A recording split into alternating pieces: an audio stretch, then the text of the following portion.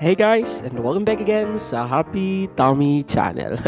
Ayan nga guys, panibagong araw at kakaibang recipe na naman ang ating ipapahagi sa inyo. Alam kong curious ka na kung anong gagawin natin kung nakikita nyo sa video na ito. Hindi nyo pa ito natatry sa inyo. Yung crispy fry ay ipiprito natin sa napakainit na mantika. Ayan guys, so kung curious ka na tapusin tong video hanggang sa huli, mag-subscribe ka na at simulan na natin ang pagluluto pagkatapos ng ating intro. Tara na!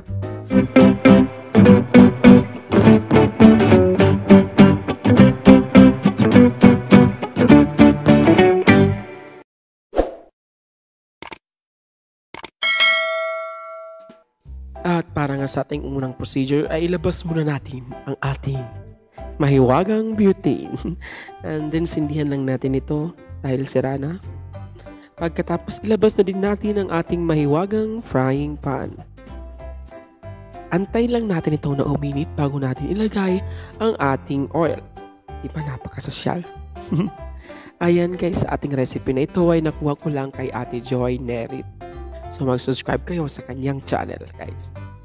At para sa mga nagtatanong kung saan ko nabili ang ating mahiwagang butane, ay meron yan sa Lazada at Shopee. Search na lang butane gas stove for camping.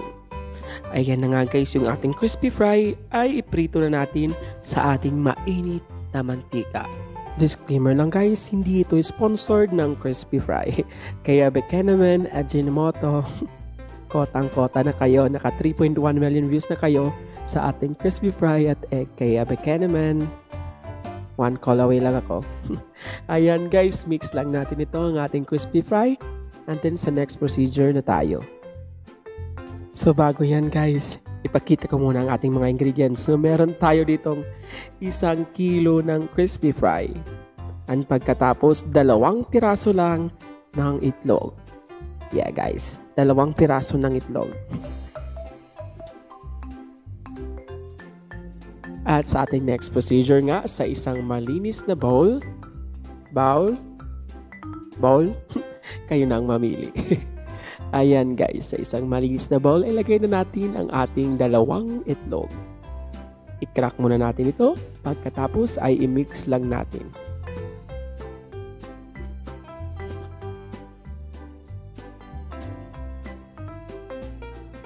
So mix lang natin hanggang mag-combine yung ating egg yolk at ang ating egg white. At pag na-mix na, ilagay na natin ang 1 kilo ng crispy fry. So huwag natin lahatin, ibuhos ang ating crispy fry. Magtira tayo ng konti, hindi ba guys? Tulad lang yan guys sa pag-ibig. Huwag natin ibuhos lahat. Huwag natin ibigay lahat. Magtira tayo sa ating sarili. Joke lang yun. And then mix lang natin yan guys hanggang mag-combine yung ating itlog at ang ating crispy fry.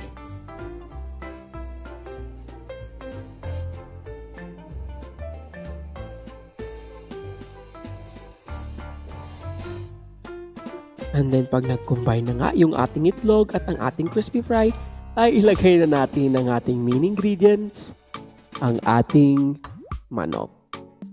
Diba? Shock kayo? So, ayan guys.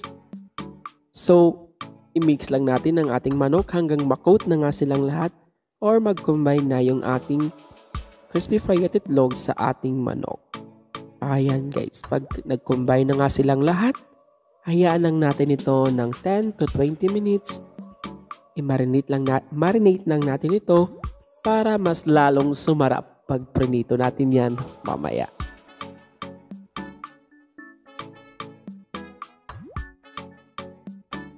So after 10 to 20 minutes ng pagmamarinate, ay pwede na tayong magprito.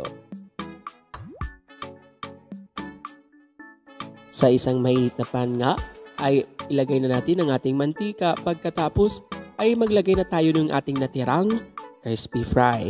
Alam kong nabudol kita ang akala mo ay iprito lang natin ang crispy fry. Pero meron ka namang matututunan dito. Alam nyo ba guys, pag dinagyan natin ng crispy fry yung ating oil, ay nagiging crispy yung ating manok. Kaya nga crispy fry dahil crispy. Ayan guys. So, pag nalagyan na natin, pag ganyan na yung kulay yung ating oil, ay ilalagay na natin ang ating mga manok. So ayan guys, ang ating gagamitin na apoy lang dito ay low to medium heat lang para hindi agad masunog ang ating mga manok.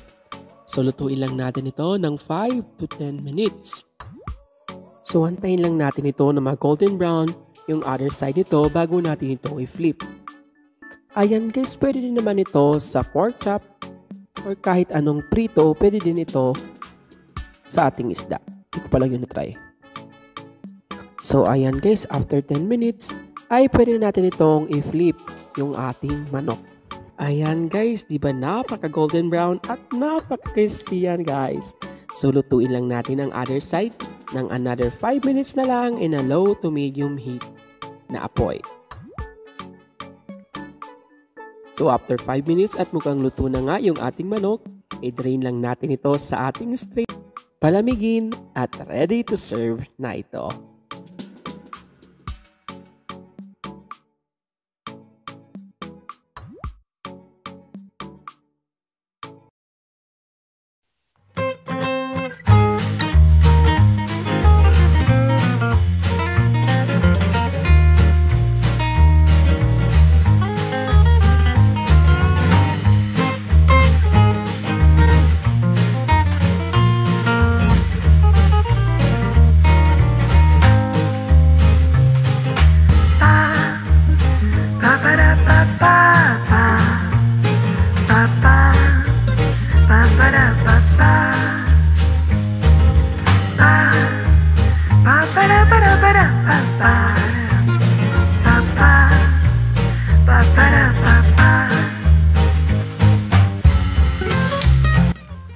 Oh, di ba napaka-crispy ng ating crispy fry manok?